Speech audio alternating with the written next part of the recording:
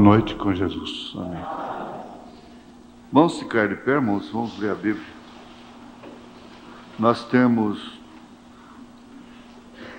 mais 3 moribundos. Moribundos são aqueles que estão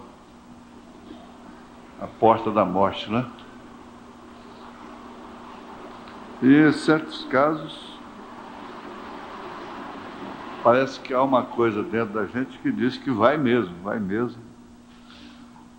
Você tem que orar somente para Deus estar ao lado da pessoa ali até partir, descansar, não é? Mas isso, questão de época também, né? Parece que tem uma época que vai muita gente. Às vezes passa, tem ano que não vai muita gente. Esse é um ano de ir muita gente, não é? Principalmente os que são regidos por Netuno, né? Eles dizem assim, mas deixa isso para lá. Não é todo mundo de Netuno, regido por Netuno que vai, não. Vai ficar muita gente aí, vai brigar muito tempo ainda. Mais 28 anos, né? Aleluia. Verso 13 e 14 do capítulo 7 de São Mateus.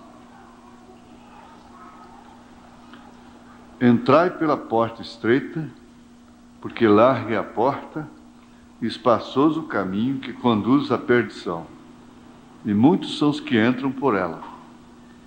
E porque estreita é a porta e apertado o caminho que leva à vida, e poucos há que a encontrem. Senhor Jesus, nós te pedimos que os nossos pensamentos, as nossas palavras sejam para edificação das nossas almas, daqueles que nos ouvem, sempre que falamos, particularmente, em qualquer hora possa ter fundamento, porque isso traduz mais segurança para quem fala e para quem ouve.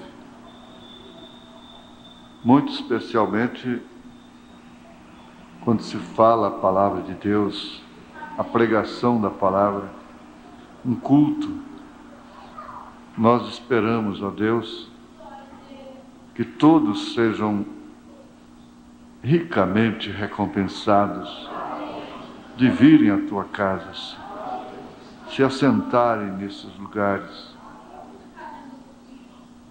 em espírito e em verdade, diante do teu trono da graça. Em nome de Jesus Cristo, nós te suplicamos perdão dos nossos pecados, a cura das enfermidades, a libertação, Senhor, daqueles que estão oprimidos. Em nome de Jesus Cristo, nós te pedimos estas bênçãos. Amém. Amém. Assentai-vos.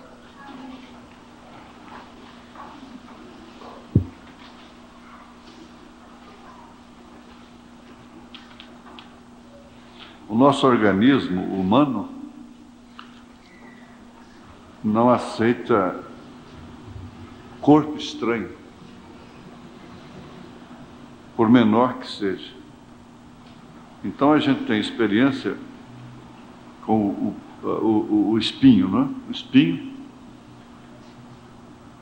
Existe o tucum.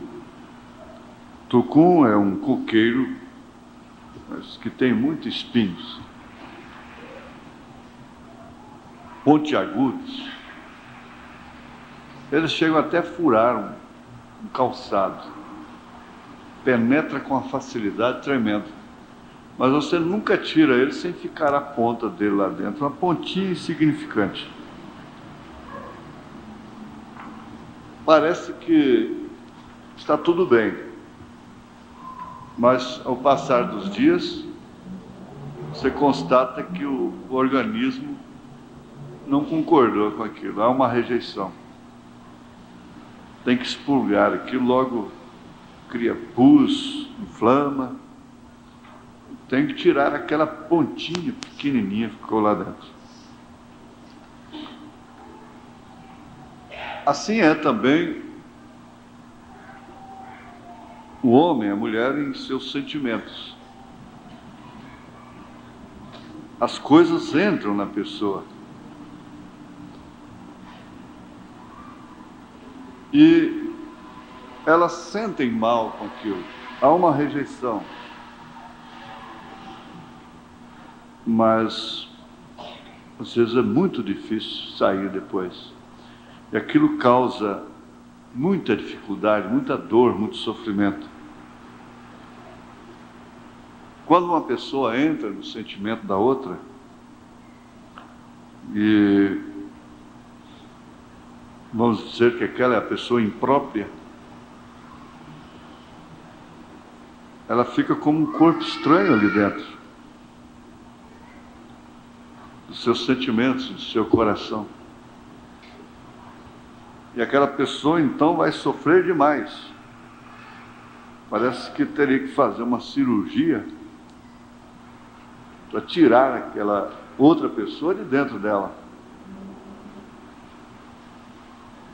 Aquele homem de dentro daquela mulher, aquela mulher de dentro daquele homem. Isso é um mistério. É uma lei que o próprio Deus criou. Ela é uma lei. Não existe lei que o diabo tenha criado.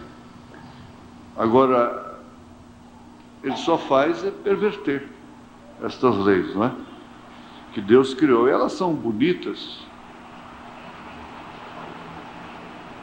Então, de acordo com o profeta,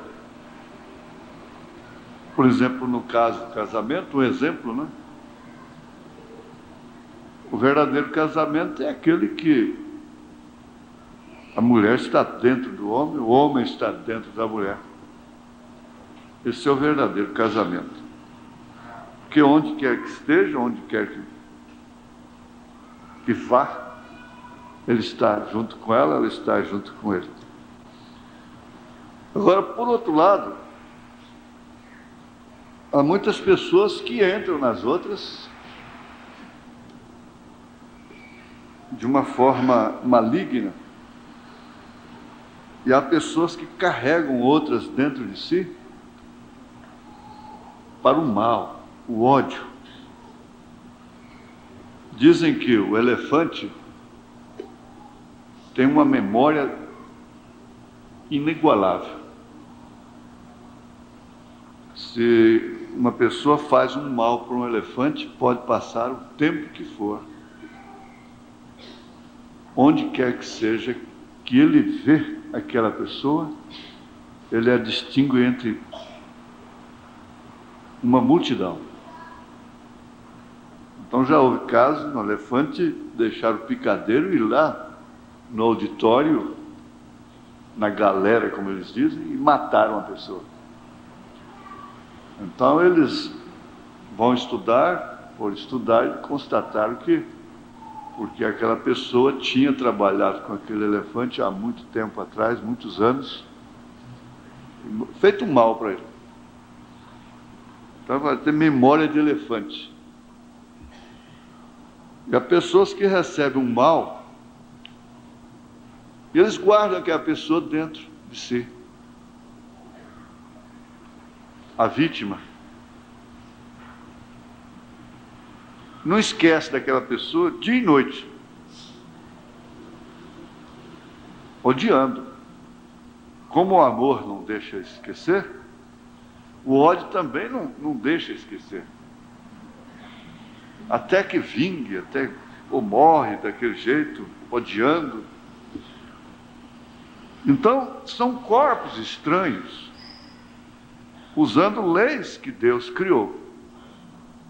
Nada mais bonito, nada mais correto do que uma pessoa certa, a devida pessoa, dentro da outra, pelo amor. Não é certo? É uma lei que Deus criou. Agora, o diabo trata de perverter aquilo. Esse não é o nosso assunto, propriamente. Mas ele vai enquadrar mais cedo ou mais tarde no assunto, eu creio sim, essa preleçãozinha. É o caminho de Deus feito para nós. Eu pretendo continuar comentando. Preguei domingo passado uma parte dessa mensagem e gostaria de continuar comentando, pregando sobre ela. O caminho de Deus feito para nós. O que nós lemos dá bem para entender. Entrai pela porta estreita, porque larga é a porta, espaçoso o caminho que conduz à perdição, e muitos são os que entram por ela. Porque estreita é a porta e apertado o caminho que leva à vida, e poucos há que a encontrem. Então está concluído que o caminho largo não é um caminho que Deus fez para nós. O caminho estreito é o caminho que Deus fez para nós. Então você vai constatar isso logo de início e saber que você não escolheu vida boa aqui, boa vida. Você escolheu um caminho estreito. E como Jesus está dizendo que ele é apertado e espinhoso. Agora, a estrada larga, você já viu, a porta larga, o caminho é largo, e aparentemente não tem essa aflição, esse sofrimento que o caminho feito por Deus para nós tem. Então ninguém se engane. Por isso o profeta diz: se qualquer um pregador que tentar florir o caminho para você, ele é falso. Dizer que você não vai sofrer mais e que você vai só ter boa vida, tudo vai chegar na sua mão à vontade e você vai ter tudo o que quer e que deseja. Então ele é falso, porque esse não é o caminho de Deus feito para nós. Jesus chegou a ser, ele foi tão autêntico nesse sentido que ele disse: quem quiser vir após mim, negue-se a si mesmo, tome a sua cruz e siga-me. Tome a sua cruz. Então, você só vai poder chegar lá através desse caminho feito por nós, se você pensar, aceitar dessa forma. Sua entrada, o seu começo tem que ser por aí. Agora nós vimos aqui, onde paramos, que Deus estava aperfeiçoando Abraão, fazendo com que a sua vida ficasse mais difícil. Não pode vir aperfeiçoamento sem provas. O profeta diz que a vida de Abraão ficou muito mais difícil depois que Eloí, o Senhor, apareceu para ele e fez a promessa do filho para ele. Porque até então, ele já não pensava mais em filho. Ele tinha uma mulher jovem, bonita, nunca lhe deu um filho. Ela tinha a madre fechada. Por que Deus não fez o milagre quando a mulher tinha condição, era nova, e o próprio Abraão era novo? Para que o milagre fosse maior, era o caminho de Deus feito para Abraão. Era aquele. E o que aconteceu? Ele o provou por 25 anos. E sua vida ficou mais difícil quando Deus trouxe para ele o seu caminho. Ou vamos dizer, praticamente, aquilo que levaria Abraão a entrar na sua última etapa.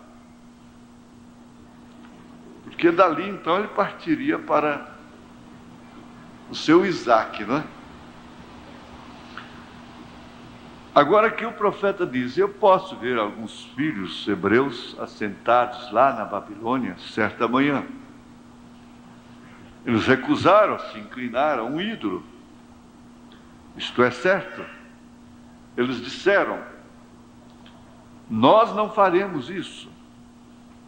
Toquem todas as músicas que desejarem, e soem suas cornetas e trombetas, mas nós não nos inclinaremos ao seu ídolo. Aí o profeta diz: aleluia, aleluia. Isto por quê? Porque eles tinham dentro deles um Deus incompatível com a idolatria. Parece que nós já estamos chegando lá. Eles tinham uma coisa sobrenatural, o abstrato que eles tinham dentro de si, que regia, inclusive, os seus próprios sentimentos, era incompatível com a idolatria. Agora, isso é que faz com que o povo de Deus, realmente, esse povo que está no caminho feito por Deus, também, pela mesma forma, tenha essa natureza dentro de si, que é incompatível com essa idolatria do mundo. Agora você pensa, bom, idolatria é só se ajoelhar aos pés de um ídolo, de gesso, de barro, de ferro, de bronze, de ouro, lá da Aparecida, do São Pedro que eles fazem, essa coisa toda. Não, idolatria não é só isso.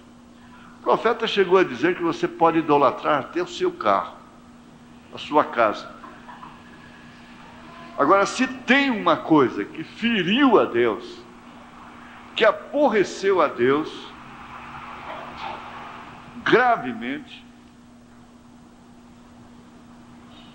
em Israel, foi quando Israel partia para a idolatria.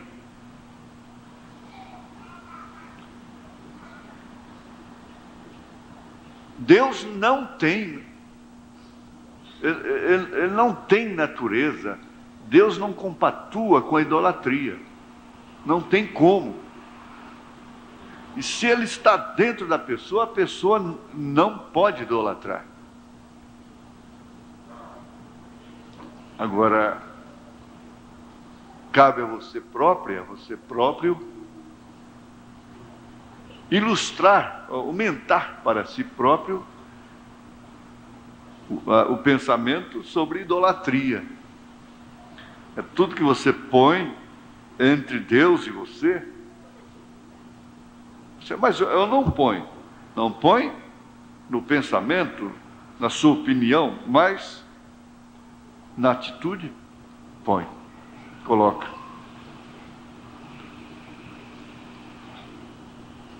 E eles tinham dentro de si um Deus que era incompatível à idolatria, e por isso eles não se inclinaram, mesmo ameaçados de serem queimados vivos. Aí o profeta diz: dá-nos mais alguns Sadraques, Misaques e Abednegos, sim, Senhor, que não se inclinem às suas coisas mundanas. Nós não somos obrigados a nos inclinar a Ele. Deus nos fez livres através do Espírito Santo, aleluia. Sim, Senhor. Nunca houve tanta idolatria como há agora.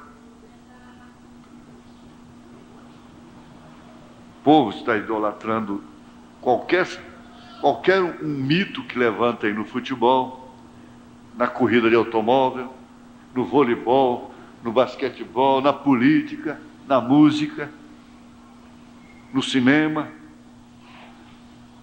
Eles chegam a dizer: é meu ídolo. A criancinha já diz: fulano de tal é o meu ídolo. Aquela fulana de tal é ídolo dos baixinhos, né? E assim por diante. Então é uma nação, um povo idólatra, porque não tem a coisa que é incompatível com a idolatria dentro de si. Isso explica tudo. Agora posso ver lá certa manhã. Vamos virar nossas câmeras lá para aquele lado um minuto. E veja, observe. Eu posso ver aqueles garotos lá embaixo certa manhã. Eles disseram: agora veja, o rei disse: todos que não se inclinarem, nós vamos lançá-los na fornalha ardente. Agora ali estava havendo um caminho que dirigia lá para a fornalha ardente. Isso aqui é um caminho, é uma vereda, e ela vai terminar na fornalha ardente. E eles foram e oraram uma noite. No dia seguinte, quando anunciaram que eles teriam que se inclinar diante da imagem, ora, eles viraram suas costas para ela. Foi isso que eles fizeram. É isso que você deveria fazer. Então ele chegou e disse: rapazes, vocês fizeram isto? Sim, nós fizemos. Bem, então nós aqueceremos mais a fornalha 7 vezes mais quente do que estava então. O profeta disse: agora não é aquilo estranho? Havia uma prancha de acesso colocada aqui, subindo em direção à boca da fornalha. Estava tudo vermelho ao redor da Babilônia naquela manhã. O fogo rugindo. Eu posso ver o rei Nabucodonosor como um homem moderno hoje. Ele assentou ali fora e disse: agora vamos simplesmente queimar toda aquela região do Espírito Santo daqueles rapazes. Vamos acabar com essa história aqui dentro. Oh, sim. Não pense você que o diabo não lhe queima. Queima sim. Não pense você que o diabo não está de olho em você. Está sim. Você pode pensar: eu sou uma pessoa sem expressão, eu não tenho significado nenhum. Mesmo assim o diabo tem o olho em você. E ele te queima. Mas recordem, o Espírito Santo, ele mesmo é fogo. Agora quero que você observe: o caminho de Deus leva diretamente para aquela plataforma. Você quer um Deus dessa forma que, para você confessá-lo, você tem que entrar num caminho desse que leva a uma fornalha? Eu posso ver Sadraque, Mesaque, Abednego marchando para a morte. Eu posso ouvir Sadraque dizer: Abednego, você já orou? Já. Tudo bem então. Você tem certeza que está no caminho de Deus? Essa é uma pergunta que seria muito boa, né, para cada um fazer para si mesmo. Tomar para si. Você tem certeza que está no caminho de Deus? Então você vai enfrentar uma dificuldade muito grande, hein? Sim, Senhor. E Deus disse em sua palavra para nós não nos dobrarmos a ídolos. E nós não faremos isto. Deus é capaz de nos livrar desta fornalha ardente. Mas se Ele não livrar, não importa. Nós não vamos nos inclinar. Vamos no caminho provido por Deus. Agora você está vendo aí a decisão de 3 jovens que possivelmente, se vivessem hoje, estariam assentados aqui, morassem aqui em Goiânia, eles estariam assentados aqui esta hora. Não sei se um deles seria o pregador, não sei. Mas o certo é que eles estariam assentados aqui. Se eles morassem em Goiânia, eles estariam assentados aqui nesta hora. Nada os teria segurado em casa. Interesse algum.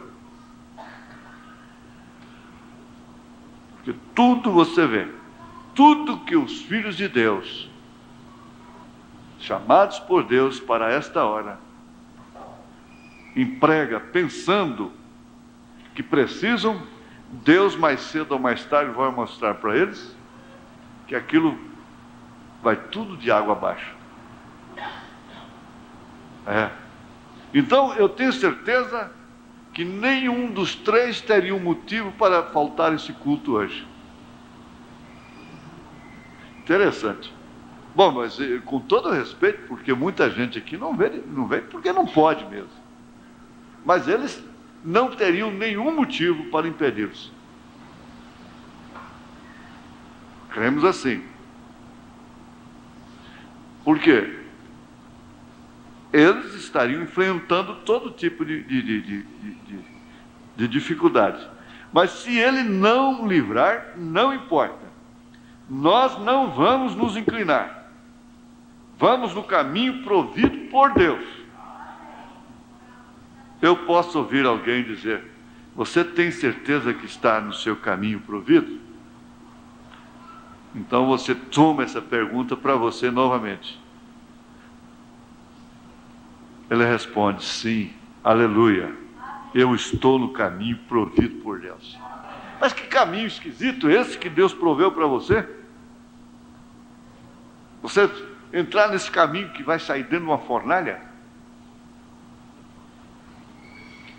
Esse é o caminho que Deus proveu para mim.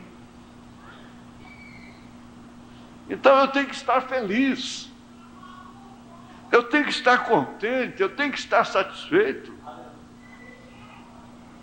Você nem gosta de ouvir isso, tadinho, coitadinho, coitadinho, coitadinho. Você nem gosta disso, você não sente bem com isso, esse negócio de coitadinho.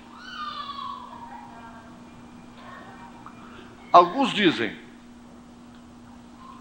bem, não pensou você que possivelmente todas estas pessoas poderiam estar certas em vez de você? Olha só, uma multidão se dobrou e só vocês que não? Por que vocês querem ser tão raros assim? Não, senhor, não. Qualquer pessoa que vai obedecer a Deus na escola, qualquer aluno, vai se encontrar nessa situação. Se não se encontra é porque vai muito bem com as coisas por lá. Pode estar certo disso.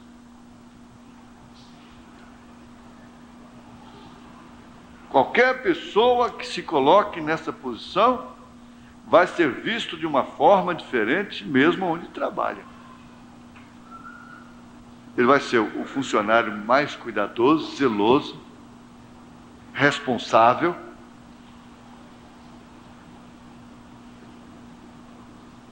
Mas ele vai contrariar muita gente ali dentro.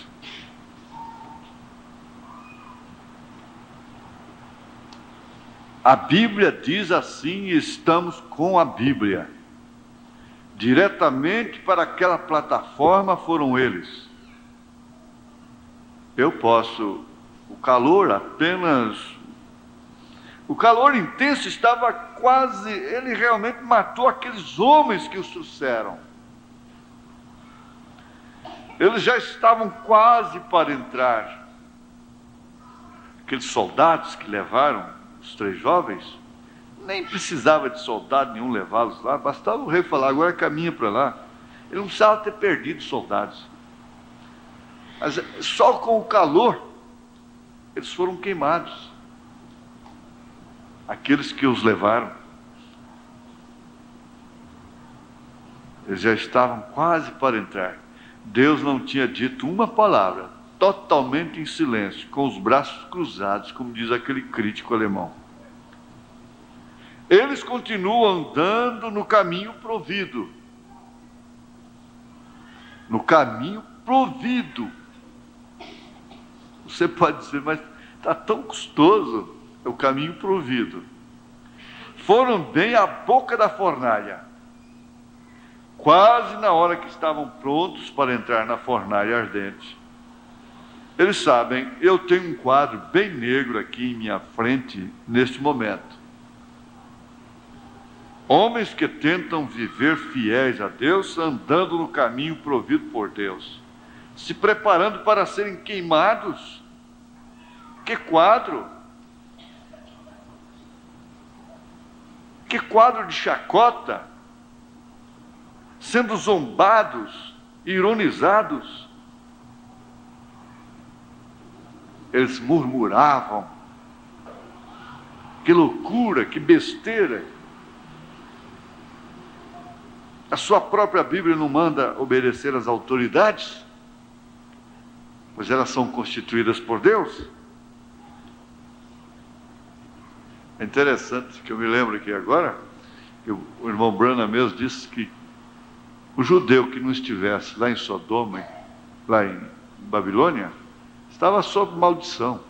Ele tinha que estar cativo, porque o cativeiro era um propósito de Deus, era profetizado por Deus. Então, se eram para estar lá, deviam obedecer em tudo.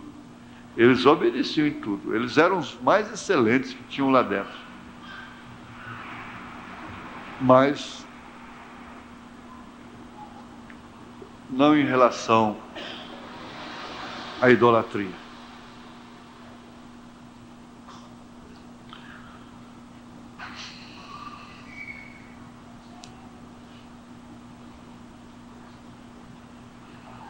Observem, todas as vezes que há algo acontecendo aqui embaixo, há algo acontecendo lá em cima, ao mesmo tempo.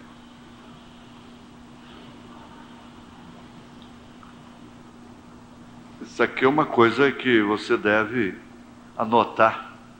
É até bom anotar, se puder, aqueles que gostam, né? Quem sabe no marcador de Bíblia que você tem, ou sei lá, no rodapé da Bíblia, uma página branca. Observem, todas as vezes que há algo acontecendo aqui embaixo, há algo acontecendo lá em cima, ao mesmo tempo. Deus não está indiferente.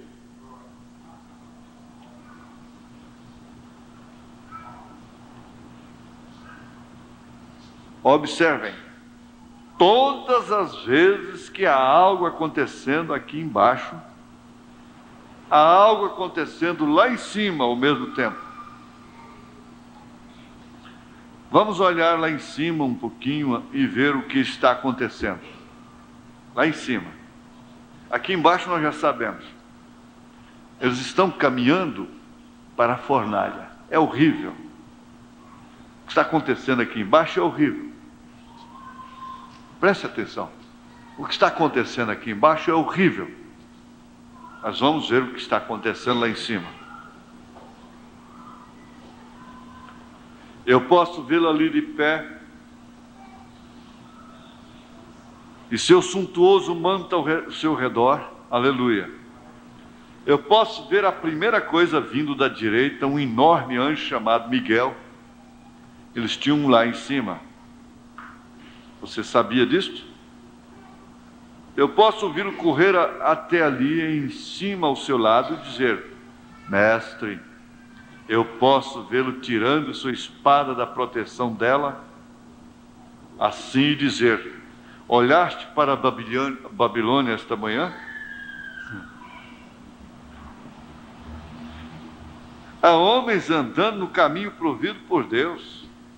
Há homens que estão desejando selar seu testemunho esta manhã.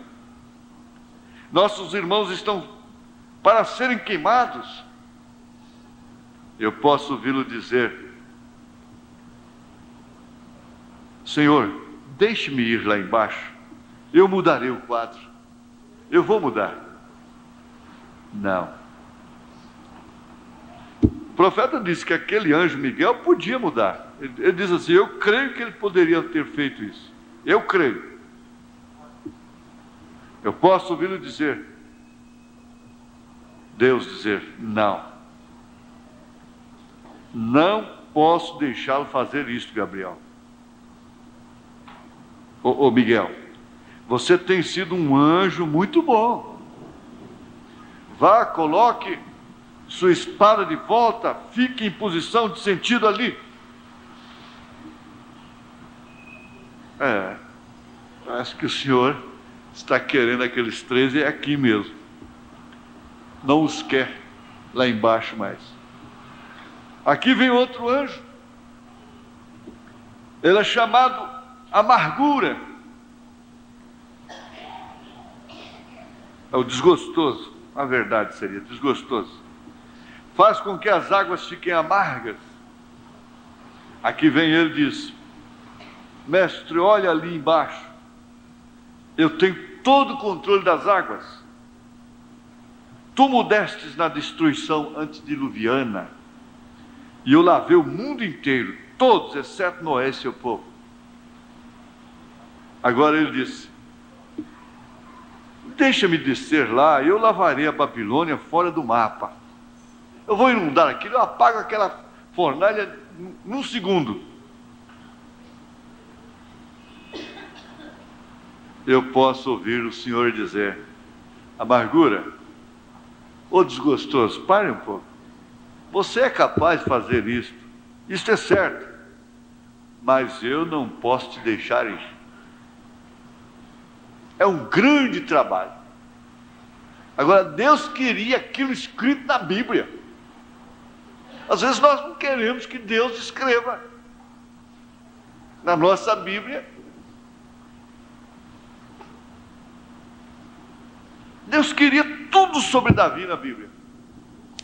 Deus queria tudo sobre Abraão na Bíblia. Deus queria aquilo de Sadraque, Misaque e Abednego na Bíblia. Por isso que, para mim, a grande vitória nesta hora seria compreender a vontade de Deus.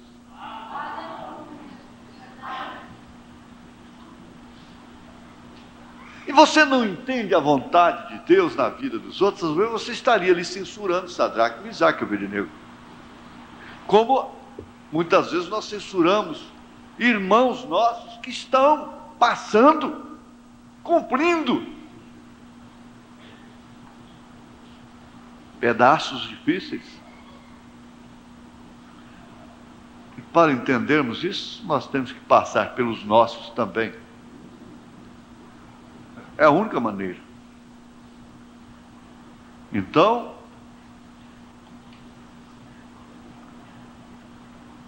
eu posso vê-lo de pé assim. Eles estão para dar o último passo. Eu posso vê-lo se levantar ali e dizer: vem aqui. Para um grande cúmulo de trovoada no além. Que coisa! Ele o obedeceu. Eu posso ouvi-lo dizer: vento do leste, norte, oeste e sul, venham aqui e levem este cúmulo de trovoada. Eu vou dirigi-los como cavalos. Ele pode fazer isso. Eu vou assentado neste cúmulo de trovoada esta manhã como uma carruagem.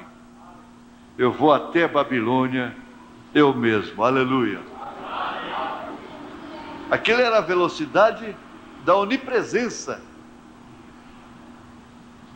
A velocidade da onipresença. Ele já estava lá quando ele estava falando isso.